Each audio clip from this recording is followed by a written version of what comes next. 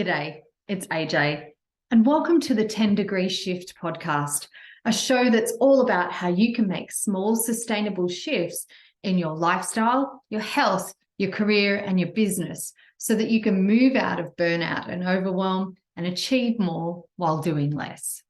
This show features discussions by me and also interviews with people and guests who have made the shift, either on a personal level, in their team, or in their company culture, so that they've become more balanced, healthy, and healed as well. I created this show and my leading edge program, the 10 Degree Shift, because I've been there too.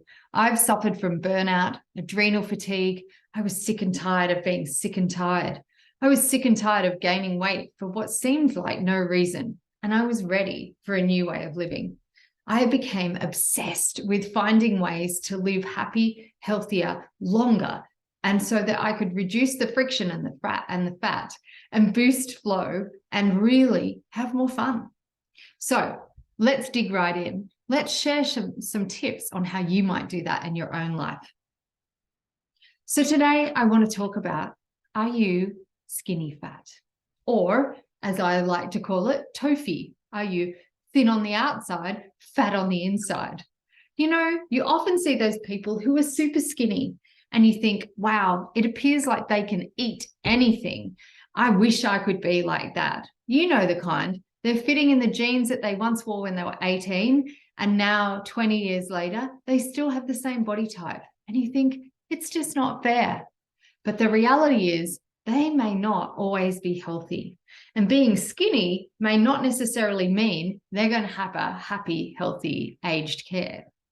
So let's unpack it a little.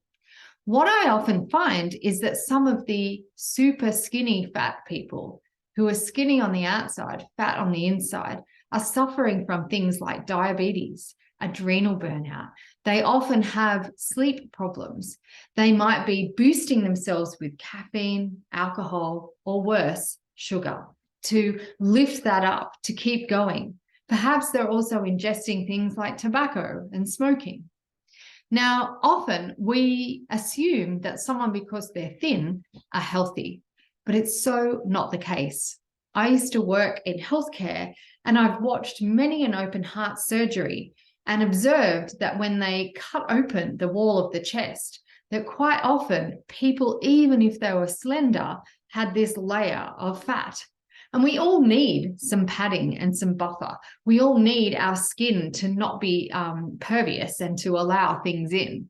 We need a little bit of that kind of padding to keep us healthy and well, to be a barrier to the world. After all, our skin is one of our largest organs. However, when you see that someone has a super thick layer of fat, not just fat around the skin of their body, but around their internal organs, around their liver, their heart, their kidneys, their pancreas, then you know this is actually a problem. And so what I saw in hospital is that everyone had layers of fat, but some had more than others on the inside. And that's a sure sign of an unhealthy lifestyle. And that could be consuming too many processed foods. It could be consuming too much sugar. It also could be unhealthy fats, canola oils, and all of those sorts of things. It can also be that they're more sedentary, that they have high levels of stress. And all of those things compound to creating an unhealthy fat inside. So people who are obese and overweight on the outside can also have fat insides too. I am not saying one is better than another, but I would rather have healthy insides first. That's the key to living long. And so when people have fat insides, they're often more likely to have insulin resistance, to be pre-diabetic or diabetic, to suffer from chronic disease.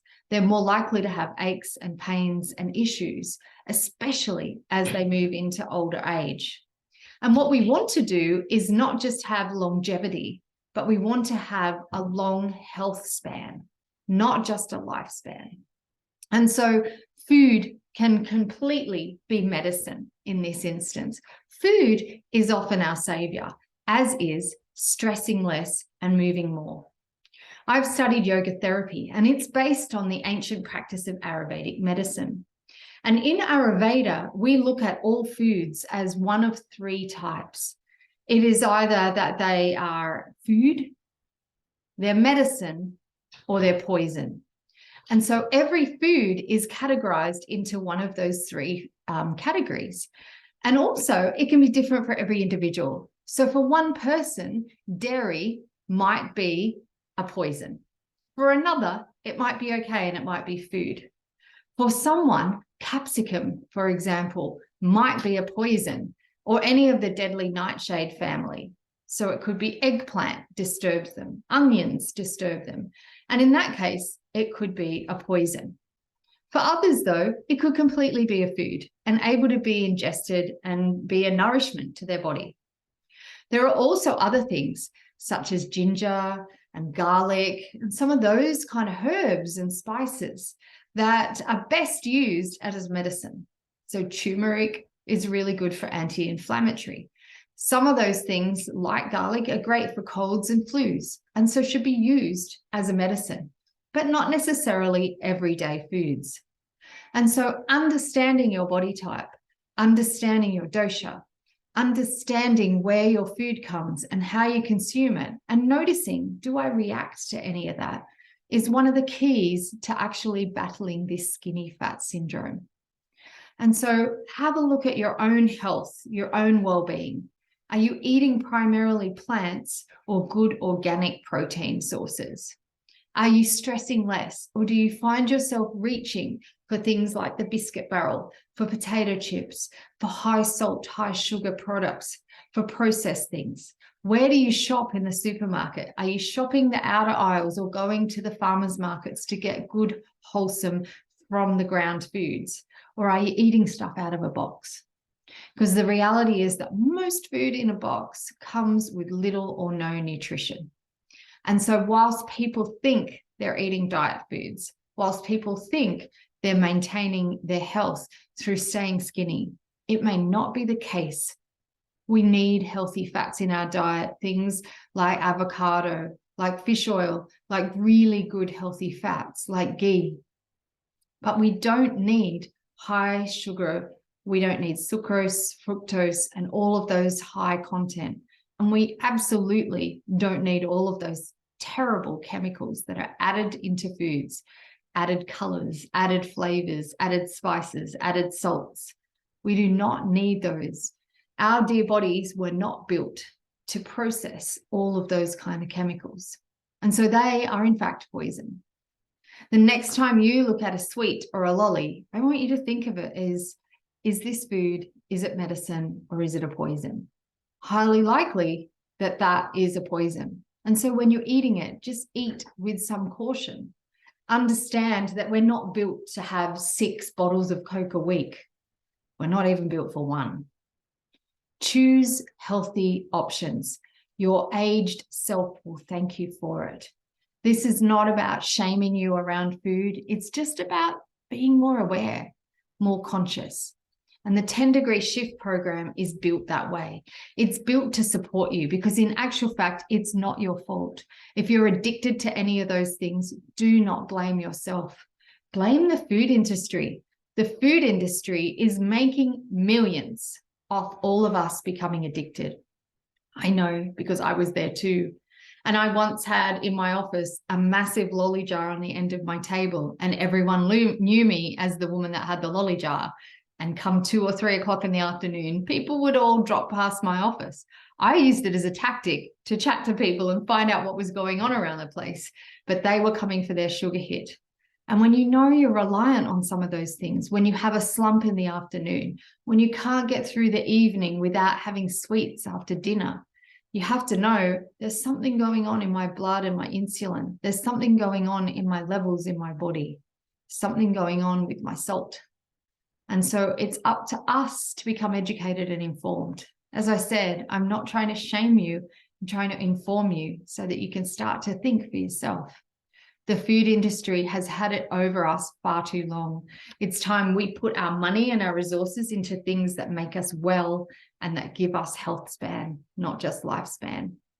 And so if you want to reduce the friction in your life, if you want to reduce the fat and become skinny on the inside, where you really need it most around your organs, then let's get busy. Come and join me for the 10 Degree Shift program. It's becoming an evergreen program now, so it's all year round. And I have some amazing coaches that can support you through it as well. They are all people who have been through the program themselves and seen the benefit of making tiny little incremental shifts in their lifestyle that make a major impact over the long term. None of it is hard, but it is challenging. It is just thinking a little bit differently. And so each week you'll get layer upon layer of another tiny shift to make, to shift your mood, to shift your consciousness, to shift your appreciation of the small things in life. I know because I've been there, and I can easily slip down the slippery slope if I don't pay attention, if I don't stay alert and aware. This is about lifestyle. It's about becoming the amazing human you were meant to be.